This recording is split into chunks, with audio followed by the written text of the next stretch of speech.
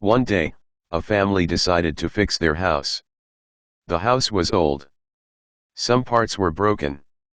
The family wanted to make it look nice again. First, they looked at the house. They made a list.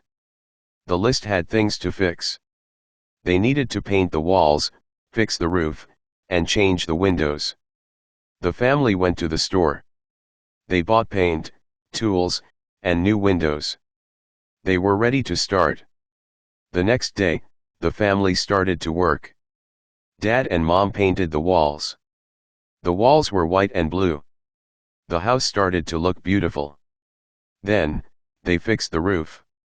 The roof was old and had holes. Dad climbed up and replaced the broken parts. Now, the roof was good and strong.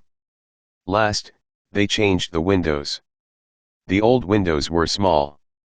The new windows were big and let in more light. The house was bright and happy. After many days of work, the house was fixed. It looked new and beautiful. The family was very happy. They had a nice home again. What did the family decide to do to their house? What were some of the things the family needed to fix in the house? How did the family feel after the house was fixed?